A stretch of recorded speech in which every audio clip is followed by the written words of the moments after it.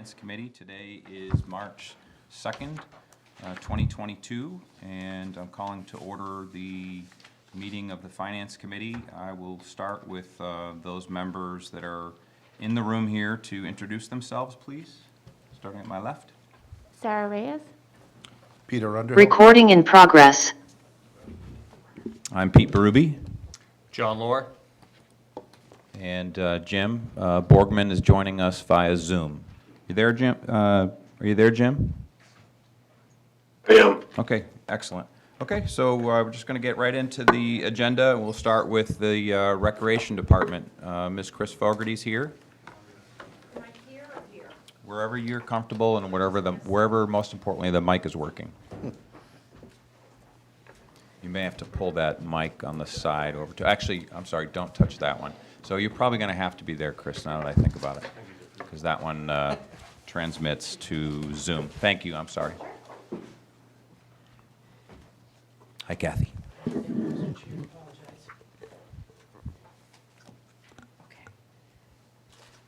Good evening. Chris Fogarty here for the Millis Recreation Department. Overview of our 2023 budget. A brief overview of our department, because I see a couple of new shining, smiling, happy faces here. The instructors basically offer programs and set user fees with the advice of the recreation director and committee. The department receives 20% of the fees, which are then used for all operating costs, including half of the director's salary, paying for instructors and seasonal staff, professional development, printing, mailing, seasonal brochures, office supplies, etc. Some of the highlights from last year were we were able to expand the pickleball enrollment. We did complete a basketball court over by the Clyde Brown bus lot with funds that were donated from John Welch. And with the help of the DPW, we got those up and we'll have a grand opening sometime this spring. We were also able to expand the Get Out and Play Inclusive Summer Program. Each week was full to capacity, and it was really a great program. Obviously, we're still in pandemic times and kind of rolling out of that, and we were able to create a bunch of outside-the-box events for the community, such as Be My Valentine date night kits, the Bunny Drive-Through at the Town Hall, the Parents' Night Out Holiday Bash, and Santa at the Bandstand. Some of our goals are to expand the teen program and service opportunities, create some more inclusive programming, and to purchase some soundproofing for the pickleball courts. The Recreation Department is requesting a level funded at $33,400. Actually, I'm sorry, I lied. The level funded would be for the director's salary, or a portion of the director's salary, as well as the administrative assistant down in my office, for a total of $43,694. That would be the level funded. We are requesting an above-level request for $10,000, and that would go towards the department head salary line item.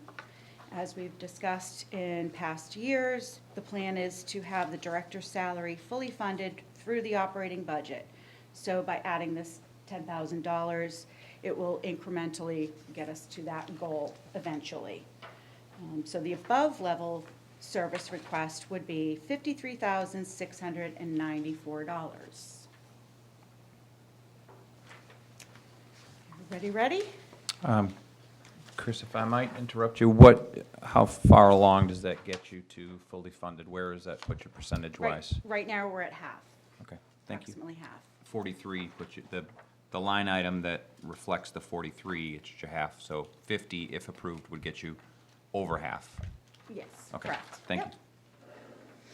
you. This year will be my first attempt at requesting a capital request line item. So in direct response for communication of the neighbors, who have come forward to the board last season to voice their concerns of the noise at the pickleball courts. We did get tasked with looking into some mediation to remedy that. If you look to your notes, I've offered two options. One of them would be to get Acoustablock, which is, it's soundproofing. It's a thick material, you can't really see through it, but it does, according to the manufacturer, reduce the noise level about 50%. That cost would be $19,122.16. I did look at another option, which would be combining windscreen with some landscaping. The windscreen would be $1,123.20, and the, oh, I lost my spot. Look at that. My bad. The landscaping, which was from Cam. Oh, look at that, I lost my spot.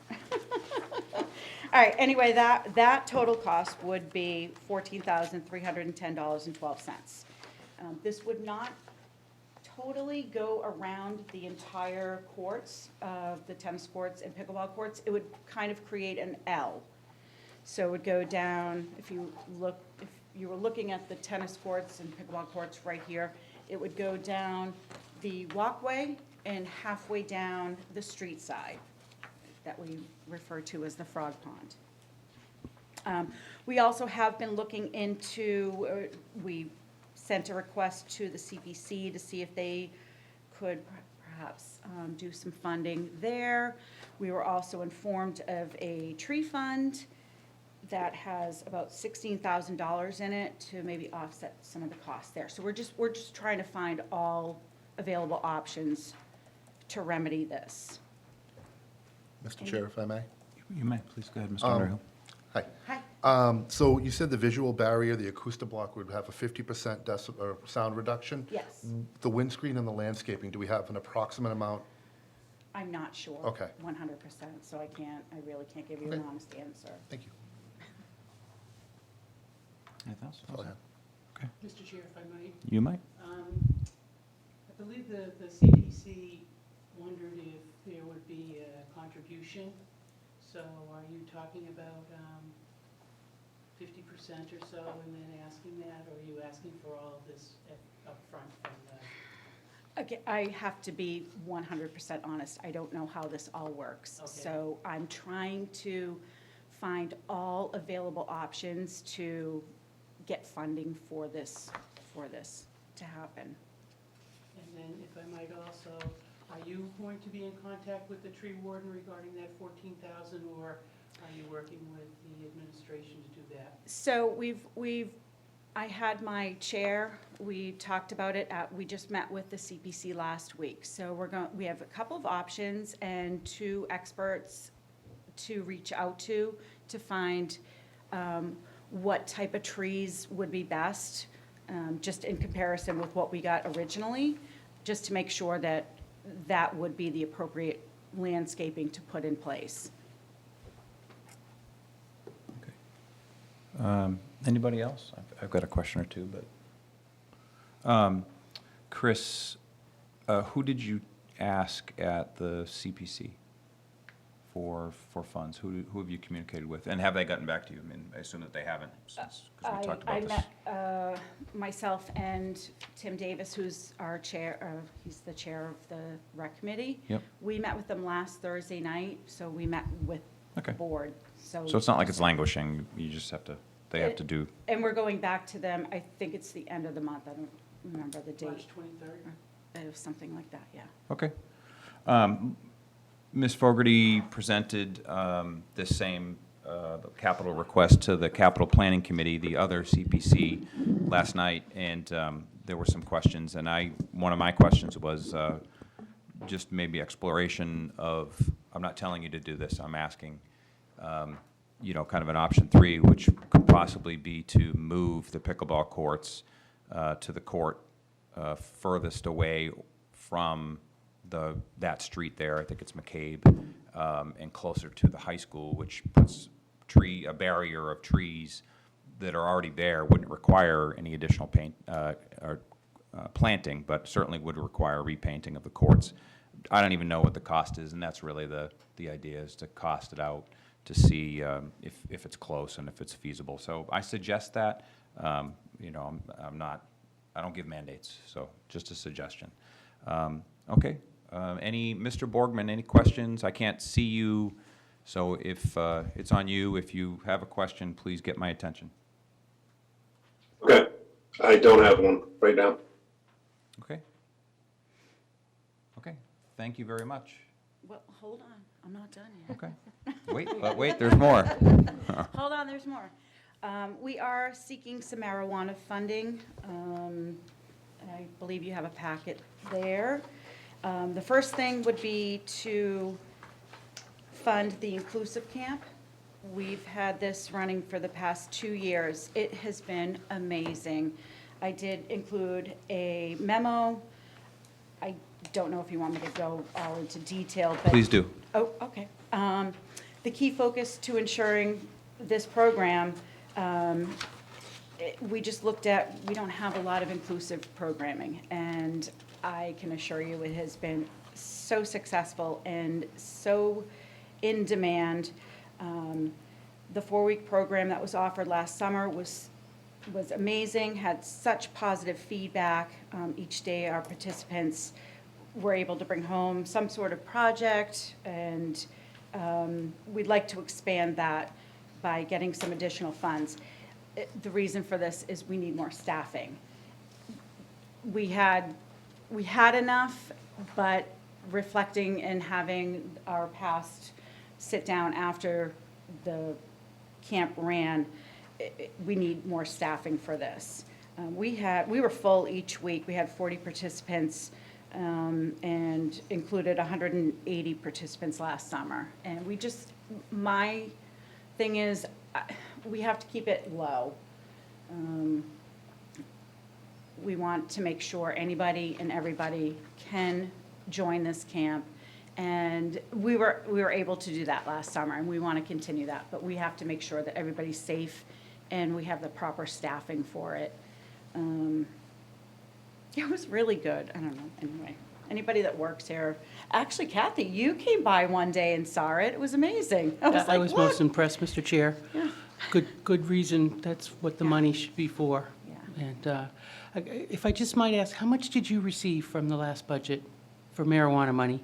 Are you asking for more now? I'm only asking for more staffing, but yes, I Okay, am asking for okay. a slight increase. Okay. Just for staffing. I can get back to you with that number. That's fine. Okay. I know we have it somewhere. Okay. I have should it be looking downstairs. for it. I'll shoot you guys an email later on with that number. The second thing, Mr. Chair, Oh. One second. Go ahead, John. what was the staffing like last summer versus what's proposed here? Did you have lead counselors and camp counselors? we did. We had, I want to say we had 6 members on staff. But the way that it was broken down, they all had shifts. So we split up the children age appropriately, and they would go to different stations every 20 minutes and switch out. But it's a lot of kids, so, and we had a lot of the camp counselors. I would like to bring a couple more adults on board for this. And we were actually lucky, we had a bunch of kids that were looking for community service the last week. So seeing that and having the staff available, that was it. It was like, yes, this is what we need. So. I've got a quick question as kind of I just want to make sure that everybody here and anybody that's listening or streams this later, that the marijuana funds, which is not I guess it's not the most descriptive term. The marijuana funds that we're referring to are those that come from the host community impact agreement, and those are temporary funds for 5 years, which we're well into. We're in the second or third year of those. And they have to be used for some activity that offsets the impact of retail marijuana sales in the town of Millis. And the activities that are requested for that should have some sort of, again, offset for that impact. I don't see that overtly here. I'm not saying that it doesn't. I'm just, my cursory review, I don't see it. I would just make sure that you have that justification ready. I when- have an answer for you. Thank you. I'll take it. So basically, the staff that we employ, it's all teenagers from our town. And to me, it's giving them a job, giving them a purpose, teaching them. And, you know, it's the multi-generational. Also, you know, they see, you know, here's Greg, who was, you know, in the camp, and little Johnny sees him, and it's like, hey, oh, I know you. Yeah. You know, they're down at Roach Brothers or down playing at the playground, and, you know, Greg's playing basketball, and Johnny sees him, he's on the swings, and it's just, I feel that is very important, and I'm glad you brought it up, because it was in my notes and I didn't say it. Okay, no problem, So- thank you, and I think your answer, your explanation has merit, so, thank you. Last thing I would like to ask about for the marijuana funding, I'm sorry, am I saying that incorrectly? No, you're fine. Okay. Is the teen program coordinator position. So, as you know, last year we were funded with marijuana funds to bring on board a teen program coordinator who has just blown things out of the water. So we would like to increase the hours to 20 hours, as well as bumping up, it was originally $19 an hour, and after further review and comparing to similar towns with the same position, like to bump it up to $23 per hour, as well as 2/3 of the benefits for this position. This request for the increase does come with the support of the town administrator, so I feel like that's important to mention. Erin has come on board in September, and I just cannot say enough about the programs she has implemented, the response from the teen community, from parents. She has launched the Millis Rec Serves program, which is a platform for the community service for our local high school and middle school students. She's had 43 volunteers already committed and gotten their community service time in. For major events that she's done, and again, just please, she just came here in September, and she's already done a Millis Fire Department blood drive, the Holiday Bash, which was so successful, Santa at the Bandstand. She implemented a middle school and high school karaoke night, and has continued to partner with the Millis Fire Department, Police and Fire. She's collaborated with the Millis High School and Middle School administration, as well as other schools such as the Norfolk Aggie, Tri-County, and has brought forth a tremendous response for the Teen Industry Series, which is basically exploring your post-high school options. It's so important. Some of those include the finance, chiropractic, real estate, energy, fitness, and construction trades. She's also got a whole entire list for the spring coming up. You'll be getting your brochures in the mail. It is online, but wait till you open it. It's just fantastic.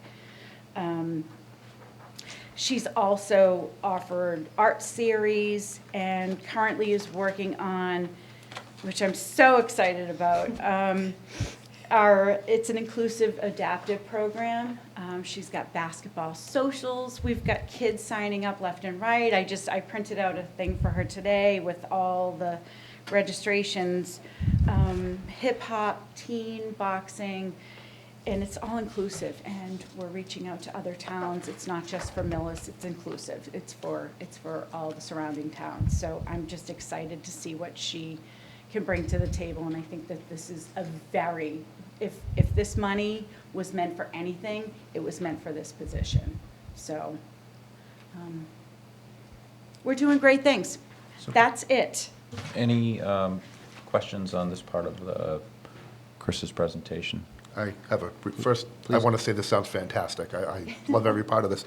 Just for our education, we're increasing, you want to increase from 19 to 23 an hour, and you want to increase her hours from what to 20 hours a week? What were they previously? She was currently at 15. 15, okay. 15. Okay, Yeah. thank you. That's all I had. Anybody else? Jim, you good? I'm not John. Can be. You can sit there. You can just sit there. Chris, I've said this before. You are an extraordinary asset to the town. The town is lucky to have you. You continue to do fantastic work, and it's not without struggle. And you advocate very well for your program, for resources, for your staff. And so, thank you very much. You've come a long way, Chris. I'm all like, I know. come on, I got it together tonight. Like, don't make me cry.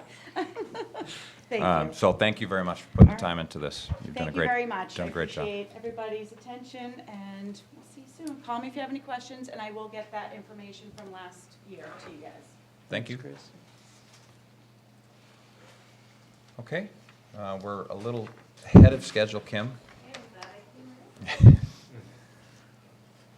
But while you're getting ready, I apologize. As you know, we're short on some admin staff, so we don't have handouts other than what's in the books, if you've picked up your book. If you didn't pick up your book last week, there's 2 extra copies here. So Joyce. No, I actually have one. Okay, well, the Thank you. library presentation may be in there. Great. We're working on figuring that out in terms of how we'll get the weekly handouts out, and so I apologize, and with that, over to you, Kim. Thank you, welcome. Thank you. So I'm Kim Tolson, the library director. And before I get into the budget, I just want to go through a little bit, I'm sure most of you are familiar, but just the main services the library provides, and then kind of highlights from the last year. So kind of our main services that we provide through the library are free access to both physical and online collections of books, audiobooks, magazines, news, movies, music, and also through the Minuteman Library Network, which we're a part of. Our patrons in the community have access to collections of 40 other Massachusetts libraries. And we're really the only provider of free technology access in town for adults and for all ages, with desktop and laptop computers, Wi-Fi. We just added Wi-Fi hotspots to our collection this past year that are available for checkout, e-readers, tablets, printing, scanning, faxing. And then a big part of the services we provide are also programs that are, for the most part, free to the public, programs for all ages, on all sorts of topics, including technology instruction, job skills development, early literacy program, literature programs, art and culture programs, and more. And then the library space itself is an important resource for the community. It provides space for people to gather and to work and to learn. And then sort of what brings all of this together is our staff, who kind of help the community access all the resources available through the library and navigate the collections, find information, as well as planning, leading, promoting all of the programs and services that we provide. So then just to get a little bit into, we've had a bit of an unusual year, as everyone has. So in June of 2021 is when we were able to resume walk-in access to the building, which was great, but included a lot of time and preparation to kind of get the building ready to have the public back in. We resumed in-person programming early in the summer, which included a mix of outdoor and smaller indoor programs and some hybrid programs. So that's been kind of, over time, we've been kind of responding to what's going on in terms of what we're offering for programs, but we've been doing programming this whole time. We added new technology to aid with remote and hybrid meetings, including video conferencing technology, which has been used by the library and other groups that utilize the library spaces as well. And then again, the staff have been amazing in adjusting to all these changing protocols and services, and have provided increased training for patrons in navigating all of these changes, and has allowed the library to really just maintain our regular hours during the whole course of the pandemic, which many libraries had to reduce hours. So we were lucky that we were able to actually increase our hours with the marijuana funding that we received in the fall. And then I'll just quickly go through some of the highlights as well. So we hosted in calendar year 2021, we hosted a total of 324 programs with attendance just over 4,400 people, which is an average of about 14 people per program. And since we were able to resume indoor programming, we've seen that attendance grow a little bit. And as I mentioned, we secured the funding from marijuana impact funds to expand the library hours. So this started in January of this year, and we are seeing really good results so far. We've been able to add a lot of programming for teens on Friday evenings, and we continue to offer curbside pickup as well for people who prefer that method of getting their library materials. And we saw a huge increase from last year of physical checkouts, partially because they were available again. But we've also seen an increasing demand for our downloadable collections, downloadable ebooks, audiobooks, magazines, and video, with a 7% increase from 2020, and that's on top of a 45% increase we saw in 2019. We developed a Welcome Back Fine Forgiveness initiative for patrons who may have stopped using the library during the pandemic or due to overdue fines from materials they had out. So we saw a 26% increase in active patrons between June and December. And this includes both patrons visiting the library and using their cards online as well. And then in terms of our facilities, there was a lot of improvements that we did. We installed snow guards on 2 sides of the building at no cost to the town to prevent injury from falling snow off of the solar panels. We held a comprehensive garden cleanup event. We secured funding for wayfinding signs in the building, and those were just installed this week. We have the rest of them going in tomorrow, so come take a look. They look really good and were much needed to kind of direct people around the building. And we put together an RFQ for a condition assessment of the building to kind of help us with capital planning purposes, and just making sure, since we don't really have a facilities person, to make sure that we know exactly what maintenance is needed and what's going to be coming up. So that is in the process as well.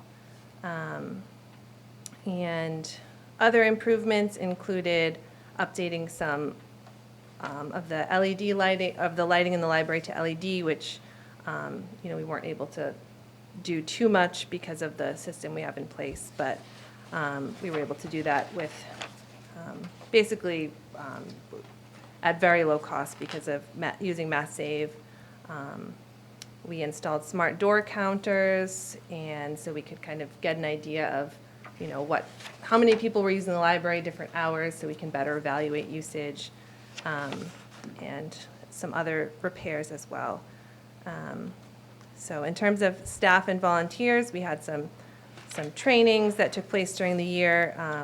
The biggest addition to our staff was our evening teen services library assistant, which was the marijuana impact funding was used to hire this individual who's staffing the library Thursday and Friday evenings so that we can remain open, and has also been doing some teen programming, which has been very well received so far. Like I said, it's only been since mid-January, so we're still kind of evaluating that. So then, As you, I'm sorry to interrupt you, as you Yeah. transition, I don't want to lose it, but you did say some magic words there, and you said Yes. that the library was able to install snow guards to prevent snow coming off the building. The really magic words there were no cost to the town. Mm-hmm. So can you describe that? Tell us how you did it. and, yeah, so we had been working with the company that installed the solar panels, Solect, as well as the company that owns the panels now, Green Street Power. And there was a lot of back and forth about whose responsibility it was, and it took a while, but we were able to get them to install the snow guards, and we, didn't have to Great, pay for that. great, thank you. Yeah. So then, getting into the budget, there isn't too much that's like a big change from last year. Just to kind of go through some questions that I think might come up. So you will see some changes in personnel costs, and these are simply the contract and union-based increases. It's a little misleading looking at this budget sheet here, because the fiscal year '22 adopted budget includes the funding we received from the marijuana impact funds, which the request here doesn't include that funding. I have it separate, so I just want to point that out. So that is an additional funding request that would be added into wages. So for instance, the wages line, where it looks like a decrease, it's actually not, once you added in Right, the potential HCA funding to the 186,881. yeah. Okay, thank you. And then the other one that I want to bring your attention to is in equipment. You'll see around a $1,300 increase there. So not a huge amount, but I just wanted to kind of explain what that is. So our patron desktop computing, we have a contract with a company called Userful, and they provide all of the software, which includes the time management and library card authentication, printing, all the programs that are on those computers. But the equipment is our responsibility to provide. So some of that equipment needs to be replaced. It's came over from the old building, so it's at least 10 years old and not really able to handle some of the needed updates. So we are looking to replace the PC server, and then it's a zero client system. So there's 2 PCs that kind of power all of the different stations. So we're looking to replace, we'll only need 1 PC with this. Once we do the upgrade, we'll only need 1 PC. And then each of the stations has like a small box that goes on it that connects it to the main server. So that is what we're looking to replace, because it really is at the end of its useful life and needs to be done. Could you cover, while we're on this page, I'm Yes. sure we'll get to it later in the pages, but what is your total HCA request for staffing?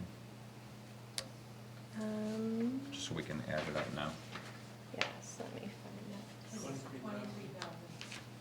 Okay. You received 24,000 last year, and this year you're asking for 22. Say it again so people can hear it, Mr. Chair. So my question was, we're looking at the budget sheet, the main budget sheet with personal services and expenses, and Ms. Tolson has explained that the FY '23 requests do not include the HCA funding that she received last year. This year, that funding is requested at around 22, I hear from the audience, from Mr. Gazinski and Ms. Johnston, about $23,000. So that basically puts the bottom line FY '23 budget request for personnel and expenses at around 490. And if somebody could give me a head shake north-south that way. Yes, I'll just Thank you. add Public math. briefly for the committee that, just like many other boards and departments, there are some employees who work at the library that are part of the SEIU, and that contract is under negotiation. Understand. Okay. And so the comment was made for those that are dialing in or may view this later, that some of these salaries and wages are pending based on union negotiations. So, thank you. Okay, sorry to interrupt, thanks. No, that's okay. So those were the two main changes in the budget. I also have one above-level service request, so I can go into that unless there are other questions about. I see Mr. Stedman has joined us, and Mr. Borgman's still on the line. Any questions or comments from those on Zoom? Yeah, I have one question regarding the building repairs. I may have missed it, but it looks like every year we're spending about $12,000 or so on building repairs.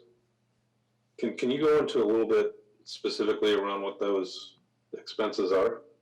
Sure, yeah. So I don't have the numbers in front of me, so this is kind of going to be an estimate, but so with our HVAC system alone, we have someone come to service it twice a year to change the filters and do any maintenance that needs to be done. And that alone is, I think, like $3,000, something in that range. Like I said, this is kind of a ballpark. And then there's always something that happens. Like just today, we had to replace the mixing valve with that is part of the hot water system. So it's just like regular maintenance that you'd expect to do in a building. We have had some issues that were kind of left over from when the building was built that we're kind of still dealing with our plumbing system. So yeah, it's just kind of regular maintenance. And Okay. we had, door repairs this year that we had to do, so Okay. it's always something. Mr. Borgman, any follow-up? No, thank you.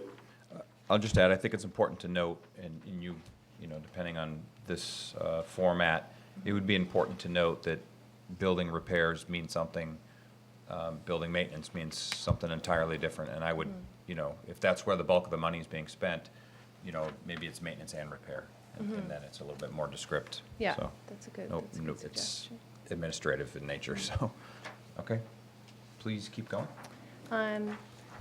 So then our above level request is, since we're on the topic of maintenance and repair, this is kind of a good segue. So we don't have any money in our budget for landscaping or for any outdoor maintenance. And as some of you may know, there are 9 garden beds around the library that have a variety of beautiful perennials and trees, and are really a great asset to the space and to the library building for people using the library. And we had a wonderful volunteer that was involved in planning these gardens and dedicated many, many, many hours to maintaining these gardens, and she's since retired from the position. And so the past couple of years, we've kind of been piecing together volunteer events and just trying to kind of keep up with the maintenance.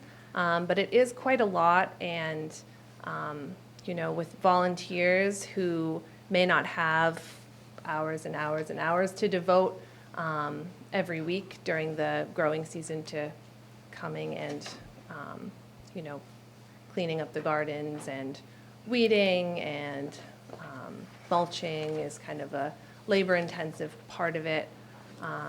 It's really, it's not very sustainable. So we're looking to just add, let me see how much it is here.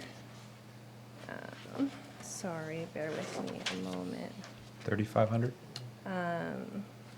Oh, yeah, there it is. Yep, 3,500 to include a professional cleanup in the spring. So it would just be once a year to kind of just get us to a good baseline so that the garden volunteers could maintain it throughout the rest of the year. So that would include cutting back all the perennials, removing all the dead plant materials, weeding, edging, raking the beds, adding mulch. So it's, you know, that in itself is a big job. And then, you know, throughout the summer, throughout the spring, summer, and fall, there's a lot of additional work to be done that we feel that volunteers, we have the volunteer interest to have assistance with that, but we really do feel that, you know, there needs to be some kind of involvement from a professional to really maintain these gardens the way that they should be. Okay. I think that that's important. I mean, that it is a showcase part of the town, that whole area. A lot of investment has been made there, and would hate to see it, any part of it, you know, fall into disrepair or, you know, certainly appreciate you say if it's not sustainable to require volunteer labor. I'm curious as to whether your request could be incremental. In other words, is it 3,500 or nothing? And not that, you know, this is a large request in the big scheme of things of a town budget that's, you know, $30+ million. But you know, if the funds aren't there, you know, would some amount help? And I suspect the answer is yes, but I'm not here to answer your question. Yeah. The questions. I mean, I think any amount would help. A lot of companies aren't really willing to come in if it's just going to be like a very small job, especially the ones who really have the plant knowledge that we're looking for. We're looking for like people that are going to be really knowledgeable about gardening and the different types of plants, and not necessarily someone who's just used to coming in and, you know, cutting everything down. Okay. Because we've had some issues in the past with, you know, volunteers kind of, you know, hacking some things back, and, you know, the gardeners who have been involved being not very happy about it. So we're looking for someone that has like the expertise that the gardens really require. Okay, thank you. Ms. Boyardi? Have you tapped into the garden club, Millis Garden Club? Yes. So the volunteer we had was an active member in the garden club, and we, you know, the garden club, they hold their monthly meetings at the library. We're very much in touch with them. But they just, you know, they have an older population, and they just don't feel like they can manage it. Sort of the areas in town that they already have ownership of, they kind of feel like that is all they can take on with what they have for membership right now. But yes, we have, you know, we've spoken at length with them about this. And have you talked to any of the schools, the Tri-County or the, Norfolk Aggie, to see if there are any volunteers there or students there that might want to come and help out and get academic credits? No, we haven't tapped into them yet. We have had the sheriff's department. They had you know, some Labor. work that. A workforce? Yeah. So they've done stuff for us in the past, kind of like, but you know, it requires someone to be there overseeing, obviously. I'm just thinking for the amount of money that you're asking, if there might be, if maybe with the committee, maybe with funds that are available, as well as maybe tap into some kind of agricultural, you know, the schools that might have a give and take, so that if the $3,500 is not there, you might have another option.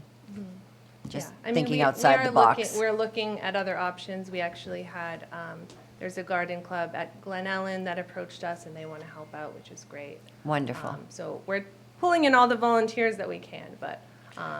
Bottom really, line, you need the money. Yeah, it's just, it's a lot of staff time to like manage all these volunteers too. So it takes Sure. away from other stuff that we could be doing. Sure. Thank you. You're welcome. Thank you. I see that Ms. Sada has joined you. I'm not sure if she wants to say anything, or Hi, Laura Sada, I'm one of the She's gonna come up and talk. trustees. could you come up to a mic? Thank you. I've never done this before, so this is Just exciting. right next to Kim, Oh, actually, great. our mic is up there tonight. I Thank really- you.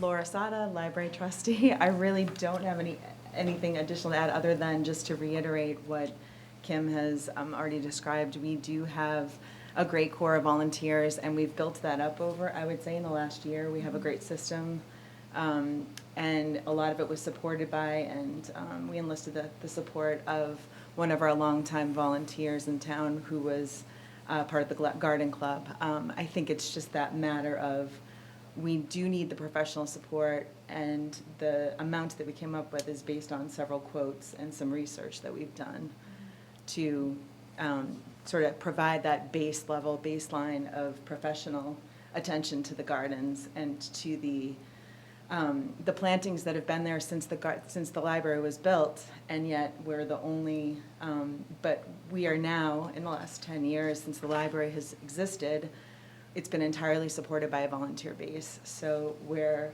looking to, like other departments and buildings in town, get that professional support, and especially where we are holding programming out in the courtyard on a regular basis. And in fact, it sustained our services throughout, the spring and summer this year, when we were trying to be creative during COVID. So I think we've really proven that it's a very important part of the maintenance of our library, and so that is why we're looking for the professional. I think that's support. commendable. I'm just surprised that some of the town landscapers haven't stepped up maybe to help. And I think they have, and we've certainly taken advantage and utilized their services. But again, it's a volunteer service, and we definitely need the support of professionals who know what they're doing, and then we can bring in the volunteer corps to help sustain that and maintain. Thank you. Okay. If I might ask, Mr. Chair, I don't know if this is the appropriate time or if it's even permitted to ask Friends of the Library trustees have access to funds. And I'm just wondering, it's great for volunteers to do this over the years, and I commend them. It happened at Oak Grove Farm too, and then the ladies couldn't take that over, and all of a sudden it becomes incumbent on the town to assume these. And I was wondering, I know that we now have a good connection with the Sheriff's Department. If you could hire for a day a professional landscaper to come in and oversee the work that they do, because they do a lot of work. And you could borrow some. I'm sure the DPW could loan you the equipment and everything, but as these volunteers diminish and no one picks up the slack, I wonder what the library trustees would be able to contribute. Mm-hmm. So the Friends of the Library have contributed. Their funding typically isn't used for kind of like recurring operating expenses, which is kind of what this would be. They actually did fund last year. We had several bushes and plantings that were dead or failing, so they put forward a couple $1,000s to Oh, replace so there is some some of the contribution plantings. from them. Yes, Thank you for yes. letting us know that. And a lot of the volunteers that we have do come from the Friends and the trustees as well. Okay. I know you still have one more capital request to go through for the lighting management system. Any more comments and questions on anything we've heard thus far? Okay. Okay. Keep going. So we have one capital request this year, and it is to replace the library's hold on, let me just find the right page here. So it's to replace the network-controlled lighting system. So the lighting system that was installed when the library building opened, the company that manufactured it went out of business shortly after. I think I probably talked about this before in front of this group.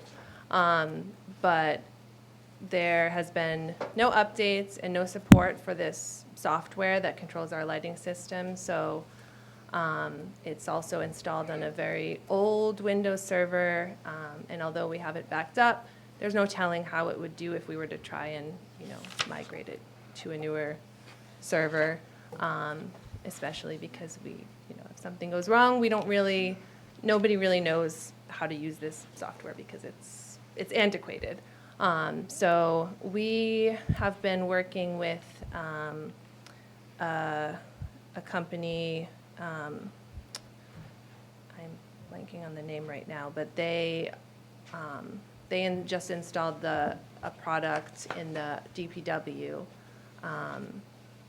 which so we would be looking to install this same system that was just installed in the DPW. So it's a newer system. It's much more flexible. It would be able to be compatible with LED lights. And we're also working with Bob Weiss and Prism Energy to look at grants for replacing our lighting, the actual lighting with LEDs. We think that we can get grant funding through the Green Communities program for this. And this is actually the last year that they're going to be funding this sort of project. They're kind of moving away from funding these lighting projects. So we're hoping that if we can tie in the replacement of the lighting management system with this upgrade to LED, it'll kind of be a more comprehensive solution to all the issues we've been having. And just to kind of backtrack a little bit, I mentioned that this, the lighting system, there's no support for it, there's no updates. It's led to all kinds of issues with us being able to actually set schedules, and some of the components, like ballasts and sensors, they don't make the ones anymore that go with the system, so we're having to find alternatives which aren't always compatible. And it's also taken a great deal of time to kind of troubleshoot, and our former maintenance worker, much of the time that was spent at the library was helping to address these lighting issues and change bulbs, and we're hoping that with LEDs, we won't have to change them very often, and this system we actually will have support for if things go wrong. My biggest concern is that this system is going to fail, and then we won't have lighting, which is a big issue for operating the library.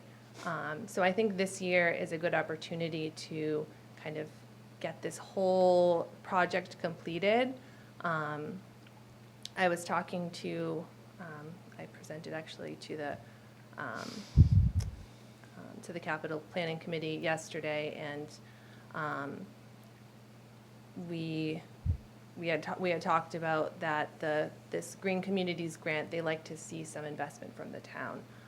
So I think it would help us, get this grant funding if they did see the support from the town as well.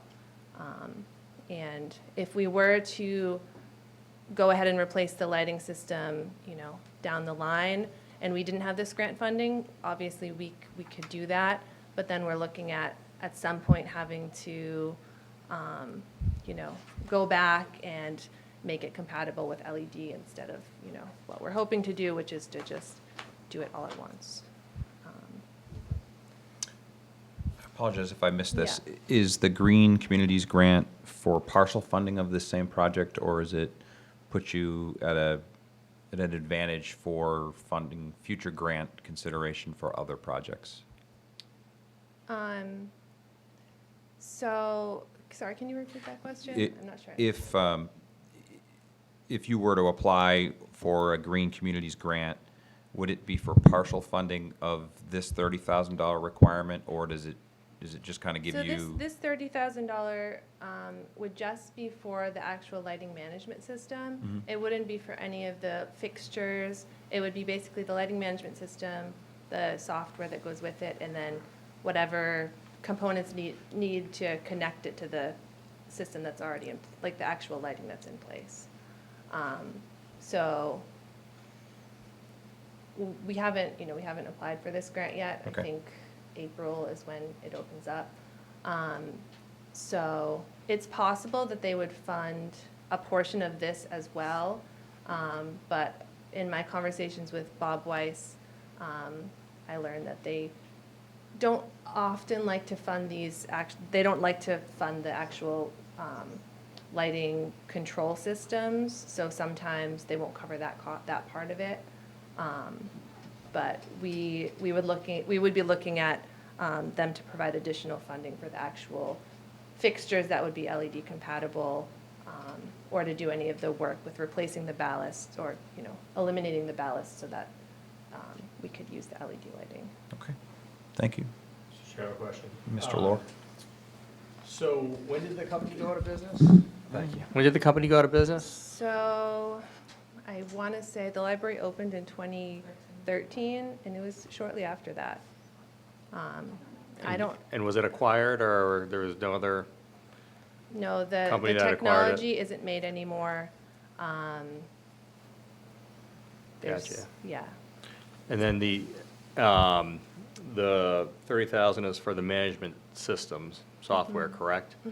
Yeah. And then what would be the additional cost to upgrade to the LED lighting?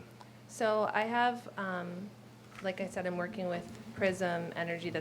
They've been working with Bob on some other projects, and they're going to be coming in, hopefully in the next couple weeks to let me know what that would be. Do you have an approximation? I don't. I don't want to give you something that's not going to be accurate, but I can follow up when I do get that and get it to you. Thank you. Mr. Underhill? This is my wheelhouse. So Lume Energy did go out of business around mid-2013, left a lot of people in the lurch. It's industry-wide. But my question is, I'm kind of surprised that we have a network-controlled lighting system for a building with this kind of square footage. Have you considered going back to an analog system? And is there a code requirement that requires that in a library? I think the only thing is that we're LEED certified, so I'm not sure if that would be an issue for being a LEED certified building. And- I'd have to look Okay. into that. But that too would also require, us to replace a lot of the components of the lighting system. No, agreed, it would be, but it would be a one-time replacement instead of Yeah. replacing a system every 30 years or 10 years if they go Yeah. out of business. That's happened before. That's a good question, yeah. Yeah, I can look into whether that would impact our LEED certification. No, it's not an electrical code or building code requirement. Could be something with a grant or something like that. Thank you. All right, any more questions? Nice job. Anybody, Mr. Stedman, Mr. Borgman? Must be in his greenhouse, Looks nice. making me jealous. Smile, Jim. Okay, Ms. Tolson, thank you very much for a thorough presentation Thank last you. night and tonight, 2 nights in a row, so it was very thorough, and if we have any more questions, we'll let you know. Okay, thank you. Thank you. Thank you.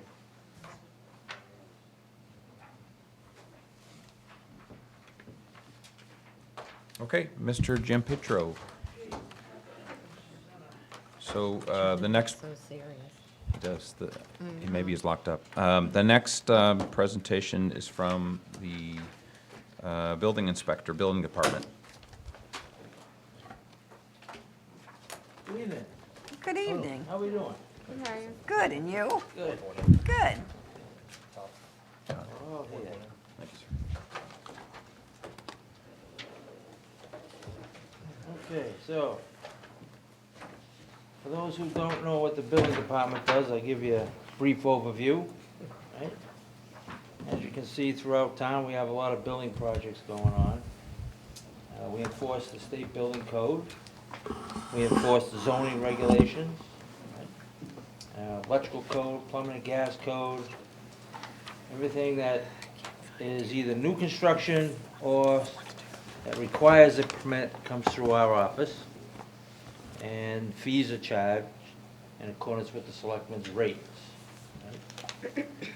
So as the past year, past couple of years, we've been extremely busy. With the revenue of last year of $1.163 million for a little building department. A little over 500,000 of that was for the assisted living that's going up right now. So that was a big chunk, the permit fee. So if you take that out, you're looking somewhere around 600,000 in permit fees, which is quite substantial for a town our size. And if you look at the makeup of the building department, we rearranged some things with your help a few years ago.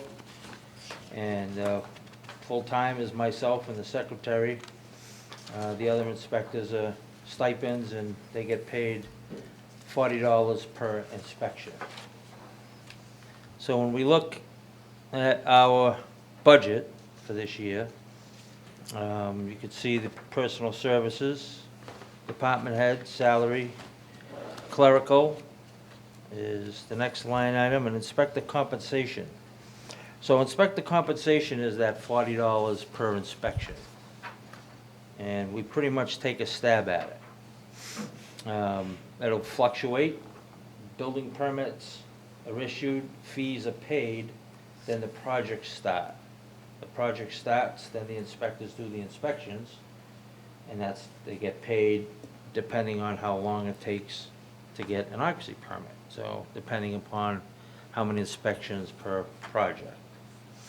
Toll Brothers has been going since 2018. So they got quite a few buildings up. I'd have to say more than half are occupied. So that project's been going pretty steady. They haven't started phase 3. They got the road in at phase 3. They got utilities in at phase 3, but we haven't issued any building permits for phase 3 as of yet, because they're still working on phase 2. So a project is underway. Acorn Place, up off of Farm Street and Acorn Street, that project's still underway. They've got 4 or 5 more buildings to do there. The subdivision, Emerson, hasn't started yet. They're working on the road. I believe that's, 36, 37 houses, single-family homes. That project is probably going to start, first building permits will be probably in the spring, depending on how they do with the road. We have several projects that are affordable housing that's in the works. We have the Union Street project. One that's coming down is around the corner of Pleasant Street and Main Street, where the Butter Bings was. That's going to be proposal very soon. Another one that's been already approved and hasn't started yet is up towards Dwight Street. There's going to be 3 buildings there. That's going to be all affordable housing. We're a very low figure for affordable housing, so we're a prime target. I think we're 3.7 or 3.6% of our housing stock is affordable. And when you look at 40B under zoning, 10% is the target. So, but it's very difficult to navigate through that 40B process, and developers who do 40B projects are weathered with it. In other words, they've gone through all the the issues and figured out how to make money on it, right? So that's why we see a lot of developers who do 40Bs from out of town, because they're, you know, they know the ins and outs, and they know the regulations on it. So we've got a lot of, you know, your basic housing, remodeling, decks, swimming pools, all that kind of stuff always going on, right? Besides the building boom that we have right now. So a few houses here and there with lots that private developers are building, which is not such a large scale as others. So we can, if we always had a crystal ball, we always could check and see what the future's gonna bring, but nobody knows, right? But what I can say about 2021 is, we brought in and have done a lot of work. And with an impact that wasn't really that significant compared to the money that we took in, right? So the only thing that is the variable is that inspector compensation figure. So we don't really have a target on what that's gonna be every year. Mike and I sort of kind of just look at the past history, try to figure out what's coming down the pike and what projects are left, and sort of put a number in there, and hopefully it works. Again, that's monies that already been paid through the permit process. So we put in 85,000 as a base, because we got to do all those inspections that the projects have been permitted for, right? Let's see, go down to longevity is 1,800, stipends at 28, 536. For personal service items, 255. And we get into expenses. We have supplies and expenses. So last year we had 3,000. I increased it to 3,500. Next year we'll be, hopefully, if the state can get everything passed, we'll have a new code, 10th edition of the building code. So that means that all the code books that we have get to go in a nice box and put it away, and we get all new code books. Prior years, well, before, I'd have to say 2008, when we went to the international codes, the state used to buy all the books for the cities and towns. But when we went to the international codes, so the state made it the town's responsibility to pay for all the new codes, so. Our international codes, they require that we change the codes every 3 years. But our state code, which is much more restrictive than an international code, that's why we have amendments, the BBRS moves to change our codes every 6 years. Right? Every 3 years is kind of on a fast pace. So 6 years is more acceptable to new issues, right? You have catastrophic events, the code changes, new products come, the code changes. So we have it at 10th edition, the BBRS has the 10th edition. We're just waiting for them to promulgate it in January of 2023. And then we'll be into a transition period, and then we'll have to use a new code. So hopefully there's not a lot of drastic changes. Postage, dues and subscriptions, carrier fee, pretty much right through past years. Meetings, we haven't used much money in meetings because of COVID, right? So all the required Mass General Law requirements for inspectors to do their continuing education has all been online.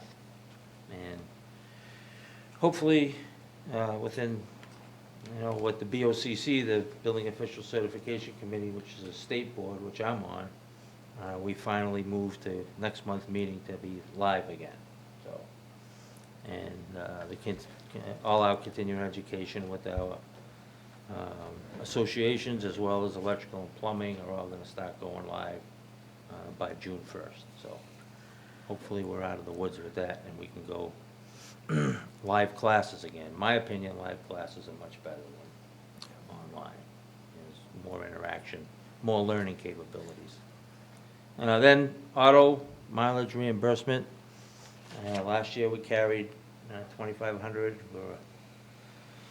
We just carried a little bit more because we went over a little bit. So the mileage is for all the inspectors going out and doing inspections and put in every month for mileage. They use their own vehicles. So the bottom line is $264,681.36 is the request for the budget of 2023 for the building department. Last year, just as how many new houses we put on and occupancy permits that were issued were 93 in 2021. So that was our highest year going way back since I got here anyway. So looks like another busy year coming up, but nobody ever knows, right? See what happens. Any questions? Any questions from the committee? I have none. Go ahead, Joyce. No, go ahead. No, I said I have none. Oh, Please, I'm go ahead. sorry. I understand that you said that the live classes are better than online, but there's a huge discrepancy. I mean, $40 versus $27.50. Yeah. Is there any possibility of doing some remote and some live? Or why, I mean, I don't know. You feel that it's that important to be live? Well, we do all our associations, when all, Zoom, right? So it doesn't cost anything. Right. So now we're, as of June 1st, we're gonna be meeting live again, so. Then Was they it char- ineffective? They charge you $65 a meeting, right? And then so at every meeting you go to, it adds up, where you don't have to pay anything if you do Zoom. So they're not gonna do Zoom. Was it just ineffective? Doing Zoom, was it ineffective? No, well, in my opinion it is, but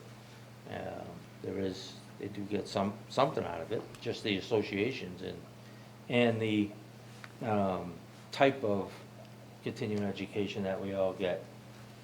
When you have a live environment, in my opinion, and pretty much everybody else's opinion is, and then, of course, you have to pay for the speaker, Right. right? So the association's gotta pay for the speaker, they gotta rent the place, right? Right, those are the Yeah, added yeah, costs. yeah. I was just curious if the So Zoom was association's gotta ineffective. charge everybody, whatever it is, $65 or whatever they charge per person to go. And we need our continuing education hours, so, like it used to be. Right, Right? We take a half a day and we go do continuing ed once or twice a month. very good. The question also I have about the housing that is going in, the new housing that are going in the developments, are those going to be tied into sewer, or are those going to be septic? All that you've mentioned. The ones that are permitted are sewer. So the single units, the affordable housing haven't been coming out of my office yet. So they have to go through, some of them have been through the zoning board, some of them they have to go through the selectmen and the zoning board. So that will be decided by others than myself. Okay, So when and the it- Bada Bing, When you it gets to said, me, right, they've gone through the whole process. I see, And then I'm the last guy on the list. last And then guy. I check and make sure they did everything, right? And if they didn't do anything right, then I send them back. And what's going on at Bada Bing's? But it brings, there's a proposal for, I think it's 28 or 31 affordable housing units. Where Bada Bing's is? Yeah. I didn't realize it was that large. So you have, the good part about that is the sewer is already there, the numbers of occupants was existing. So, Ah, the that's drainage good. is there, they have to do some recalculations, but the buildings that were existing, is a positive aspect for a developer, whereas, for sewer, for water, for drainage, it's a development that was there, that they're gonna knock down and build a new one. Gotcha. So it's much more attractive to build there. So not much, not as much red tape. So, Thank you. welcome. Mr. Borgman, Mr. Stedman, any questions, comments? None? Okay. No. I have a quick question for Ms. Johnston, probably, just to confirm that revenue from building inspections goes into the general fund? Okay, and the answer to that was affirmative. Okay. Can, Mr. Chair, follow up on that? Does anyone have a amount of revenue that the building department's brought in the last fiscal year or two? Well, we brought in last calendar year, Mhm. 1.163. $1,163,211.43 to be exact. That's a lot of money. Goes into the general fund. 500,000 of that was for the affordable, for the assisted living. Right, I said that, yeah. So that's not typical. Understand. So you'd be somewhere around 600,000, right? Where's the assisted living? Which, is significant for a town our size. So if you take away the affordable, the assisted living, right, and leave that by itself, and you run all the numbers and the revenue, right, that's probably what you look at for development. Right? So you're looking somewhere around 600,000 in fees, which if you go back in history, with the town, That's good. your good years were 300, 350. This has nothing to do with your budget, but where is the assisted living located? Up on Birch Street, Okay, right off of Dover Road. 125 Dover Road is their address. thank you. Okay. Mr. Jim Petro, thank you very much. You're welcome.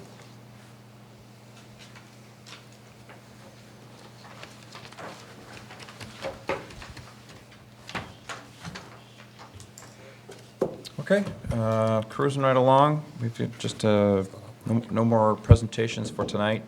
The next agenda item really is just a quick notification. I received a letter, actually an email from the school committee earlier this week, and then a notification or a shared letter from the Massachusetts School Building Authority, and essentially received notification that the school committee has embarked on a large-scale project to renovate and/or replace the middle school, high school. I'm sure that more details of the project and the process will be forthcoming. But given that I received the letter, I wanted to notify the committee so that you know what I know when I know it. The process, as I understand it, and I don't understand it nearly as well as those that have lived it from and were, leading it for the Clyde Brown, but it's essentially the same process that we went through with Clyde Brown. Numerous votes from the public. The process takes at least 270 days from reading this letter, which I will post. I'll add it as meeting materials, perhaps for our next meeting, to get it officially part of the record for your review. But there's the same guidelines, essentially. I mean, I don't know exactly what the town went through. I moved here when the process had already started for the Clyde Brown. But it's essentially the same thing. It's a grant. It's basically an application for a grant that the state would help fund, would use your state tax dollars to help fund construction or renovation of middle school or high school. So there's a lot more to follow, and it's not like there's construction or design or anything like that in the works. So the process likely takes numerous years before there's a grant decision, before there's a final vote, before construction begins, or before a bond is taken. But again, I want you to know as soon as I know, and so that you can keep your, I expect that over the coming months and years that'll be a topic that we'll discuss greatly during committee proceedings. So that's that. In the coming weeks, so we will meet every week. You can plan on it, please, pencil in your calendar. The agendas will be posted. Next week, you can anticipate Mr. McKay will be here on the 9th, 7 p.m., and there may be some other topics on the agenda. The 16th, we have, in terms of the committees that still have to present, we have Council on Aging, Town Clerk, Animal Control, Board of Health, IT Department, Conservation Commission, Emergency Management, which I'm not sure if Chief Barrett covered that last week or not, Oak Grove Farm, the Planning Board, Veterans Officer, Zoning Board of Appeals, the Finance Departments, and the Executive Office, Town Buildings, and Town Council. So we'll have some portion of those on the 16th. Right now, the school will present to us on the 23rd, and then we'll keep going from there. An item that I plan to put on the agenda for us to discuss and hopefully make some recommendation. I'd like to be proactive and make a recommendation for the select board to consider or dismiss at their discretion, and that is follow up on some of the articles that we discussed and that were voted on at Fall Town Meeting, namely Article 9, which was a couple items. There were several issues in Article 9 that did not eventually pass, but I believe will be taken up again or are being discussed within the select board. That was this committee's name, town administrator language, and the town charter, the select board composition, and some issues dealing with the town clerk. Another issue that didn't pass during Fall Town Meeting was host community impact agreement funding for a townwide social worker. As you may recall, that didn't pass over some concerns, a lot of them stemming out of this committee's discussion on social worker and how that was presented and who would control that social worker. I don't know if the select board intends to put that back on the warrant for Springtown meeting, but I would like us to discuss it and give them a recommendation on how we feel about it. And it's up, again, it's their prerogative to put things on the warrant as they deem appropriate, as they vote. We don't direct that, but we certainly can influence it by discussing it here and making a recommendation to them. And then the other item that I recall was on the Fall Town Meeting but didn't pass was, I believe, a planning board ordinance which adjusted some foundation heights. Board of Health. Board of Health, thank you. So, anyway, I plan on putting that on the agenda likely for the 16th, possibly for the 9th, but you'll see. And I will try to do my best to have the agenda out sooner.